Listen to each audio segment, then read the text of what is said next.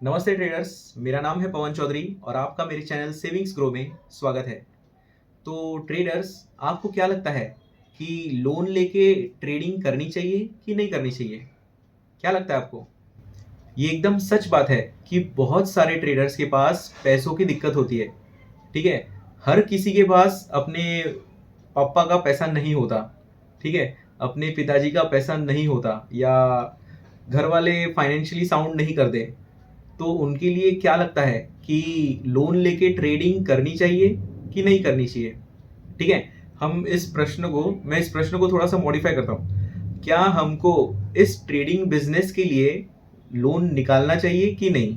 ठीक है, लोन निकाल के ट्रेडिंग बिजनेस करना चाहिए कि नहीं करना चाहिए? ठीक है, अभी अगर हम देखें कि नॉर्मली जो भी बिजनेस चल रहा है ना, मार्केट में, वर्ल्ड में, तो मोस्ट ऑफ ऑल बिजनेस के लिए लोन निकाला जाता है। ठीक है, बहुत सारे बिजनेस के लिए लोन निकाला जाता है। जो भी हमारे ये देश में जो भी बहुत बड़े बड़े इंडस्ट्रियलिस्ट हैं, है ना, जो भी बहुत बड़े ओनर्स हैं कंपनीज के, उन्होंने भी लोन निकाला है और उन्होंने सक्सेस पाई है। ठीक है, तो क्या हमको भी उनकी तरह अपने ट्रेडिंग बिजनेस के लिए लोन निकालना चाहिए? आज हम इस बारे में बात करेंगे। ठीक है, तो गाइस, मैं ये कहना चाहता हूँ कि मेरा भी 50% जो कैपिटल है वो लोन के ऊपर ही है। ठीक है, मैं भी जब भी मैंने मतलब बिजनेस शुरू किया था, ये ट्रेडिंग बिजनेस, उस टाइम पे मेरे पास कोई लोन नहीं था। मेरे पिताजी ने पैसा दिया और मैंने वो लगाया। ठीक है, 5 साल तक, 5 नहीं 7 साल तक मेरे पिताजी ने मुझे बराबर फंडिंग दी। ठीक है, बिजनेस के लिए, ट्रेडिंग बिजनेस के लिए। फिर क्या हुआ, मैंने 7 साल तक पूरा मतलब पूरा का पूरा डुबाया नहीं, लेकिन मैं कमा भी नहीं पाया कुछ एकदम अच्छे से। तो यही था, जिस टाइम पे मुझे मालूम पड़ा कि छोटे पैसे से ये होने नहीं वाला, तो फिर बाद में मुझे बड़ा पैसा चाहिए था।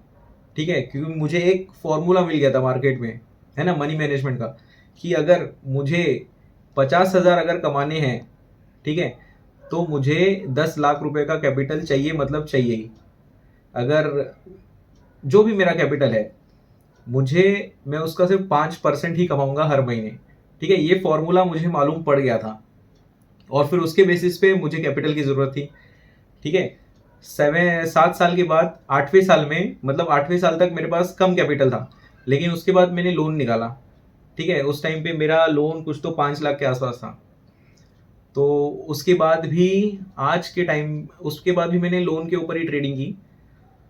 उसके बाद भी, आज भी, मतलब आज के टाइम पे मेरा 50% लोन चालू है ना। तो गाइस, अभी बात ऐसी है कि आपको कब निकालना चाहिए लोन। ठीक है, एक बात, इस बात को ना अच्छे से समझ लो कि कब आपको ट्रेडिंग बिजनेस के लिए मतलब लोन की ज़रूरत पड़ेगी या पड़ सकती है, या अगर आप कभी भी सोच रहे हो कि लोन निकालना है, तो इस बात को ना बहुत अच्छे से और सीरियसली नोट पे, है ना, याद कर लो। सबसे पहले, एफ एंड नो के लिए, फ्यूचर एंड ऑप्शंस के लिए लोन मत निकालना। ठीक है, फ्यूचर एंड ऑप्शंस ट्रेडिंग के लिए लोन मत निकालना। इंट्राडे ट्रेडिंग के लिए लोन मत निकालना। ठीक है, अगर स्विंग ट्रेडिंग करनी है तो भी एक कंडीशन पे लोन मत निकालना, अगर आपकी एक्सपेक्टेशन रियलिस्टिक नहीं है तो लोन मत निकालना। ठीक है, लोन निकालने से पहले आपको कम से कम 6 महीना नहीं तो 1 साल तक कंसिस्टेंट रिटर्न जनरेट करना होगा। ठीक है, अभी कोई कोई बोल सकता है कि कंसिस्टेंट रिटर्न करने के लिए भी पैसा चाहिए, है ना, तो लोन तो लगेगा, पैसा तो लगेगा। तो गाइस, आपके पास 1,000 रुपया तो होगा, 5,000 होगा, 10,000 तो होगा, उससे ट्रेडिंग करो। ठीक है, उससे पहले ट्रेडिंग करो।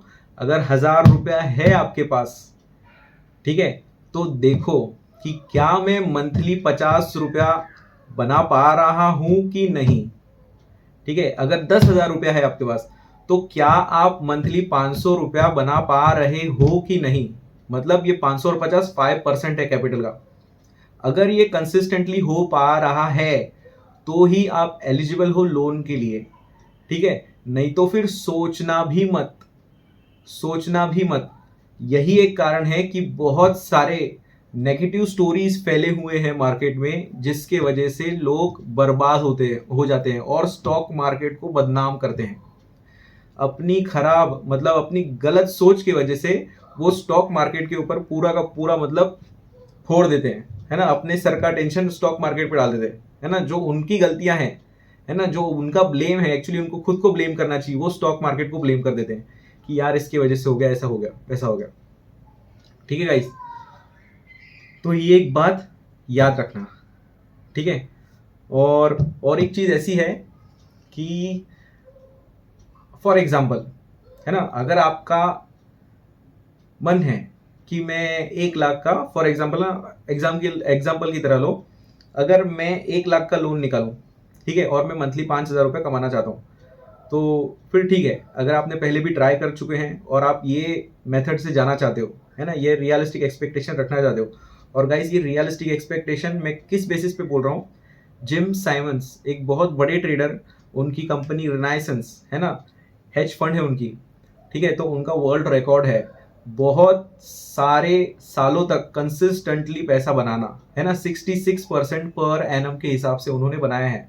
तो 66 को जब आप 12 में डिवाइड करोगे तो 5.5% निकलते हैं, ठीक है, तो 5.5 नहीं लेकिन 5% आप एवरेज पकड़ सकते हो, है ना, और ये पॉसिबल है, बस बहुत मेहनत लगती है, कंसिस्टेंसी लगती है, एक ही स्ट्रेटजी के ऊपर कंसिस्टेंसी, वो भी 5% भी बनाना इतना आसान नहीं है ना। अगर आप बहुत टाइम से इंट्राडे नहीं तो एफएनओ में ट्रेड कर रहे होंगे तो 5% आपको हलवा लगेगा, लेकिन जिस टाइम पे उतरोगे ये बिजनेस में भी 5% बनाने के लिए, ये भी एक्चुअली डिफिकल्ट है, ठीक है। बहुत सारे साहूकार लोग अपना पैसा 1-1, 1.5-1.5, 2-2 टक्के के ऊपर देते हैं, है ना, वो भी रिस्क लेके देते हैं। तो वही बात है, रिस्की है, ईजी इतना नहीं है, ठीक है, मेहनत लगती है और कंसिस्टेंसी लगती है।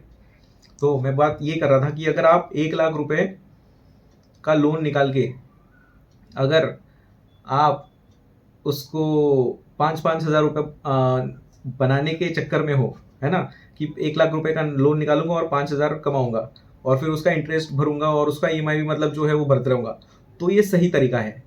अगर आपके पास पहले से ही 1 लाख रुपए का लोन है ना, पहला लोन पहले से ही 1 लाख रुपए का पड़ा हुआ है और उसके बाद आप दूसरा 1 लाख रुपए का फिर से लोन निकाल रहे हो, तो एक बात याद रखना, ठीक है, कि आप जो लोन निकालोगे 1 लाख, ठीक है, सेकेंड टाइम में जो 1 लाख रुपए लोन निकालोगे उसके ऊपर प्रेशर आएगा ये 2 लाख का, ठीक है, उस 1 लाख की कमाई से आपको 2 लाख भरने हैं, है ना, 2 लाख का ईएमआई भरना है, तो ये हो जाता है गलत, ठीक है। ऐसा अपने को लगता है, कैलकुलेशन में भी फिजिबल लगता है, लेकिन ये नहीं हो सकता, ठीक है। अभी ये 1 लाख है, 1 लाख के बजाय 5 लाख हो सकते हैं, 10 लाख हो सकते हैं, है ना। फॉर एग्जाम्पल आपके पास पहले से ही 10 लाख रुपए का लोन आपके ऊपर चल रहा था, तो आपका सारा पैसा खत्म हो गया, है ना, घर पे लगा दिया, इधर उधर लगा दिया, तो अभी आपको कमाई चाहिए, आपको फिर से 10 लाख रुपए का लोन मिल सकता है, तो आपने सोचा कि 10 लाख रुपए का और लोन ले लूंगा, फिर बाद में 10 लाख रुपए से ट्रेडिंग करूंगा और टोटल लोन हो जाएगा 20 लाख, फिर मैं उसके ईएमआई भरते रहूंगा।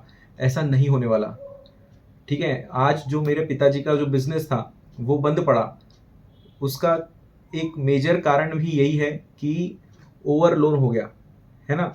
हमेशा पिताजी लोन निकालते थे 40-50 लाख का, और 40-50 लाख में से 25 लाख रुपया दूसरे लोन में निकल जाता था, मतलब वो चुकाने में, फिर कैपिटल बच जाता था 25 लाख। 25 लाख के ऊपर प्रेशर पड़ता था 50 लाख का, ठीक है। तो ये बिजनेस में नहीं काम करता, ठीक है। अगर आप फ्रेश लोन निकाल रहे हो तो वो एक टाइम पे काम करेगा, ठीक है। अगर आप अभी जैसा मेरा कंडीशन है आज के टाइम पे, 50% मेरा लोन है और 50% मेरा कैपिटल फ्री है, तो मुझे इतना टेंशन लेने का ज़रूरत नहीं। मतलब क्या होता है, पूरे कैपिटल पे, है ना, पूरे कैपिटल पे इतना प्रेशर नहीं पड़ता, पूरे कैपिटल पे मतलब 50% ही मुझे देना है ना। तो वही बात है गाइस, लोन निकाल के ट्रेडिंग ये बहुत ही ज़्यादा रिस्की है, कैलकुलेशंस वगैरह वगैरह सब बहुत अच्छे से होने चाहिए।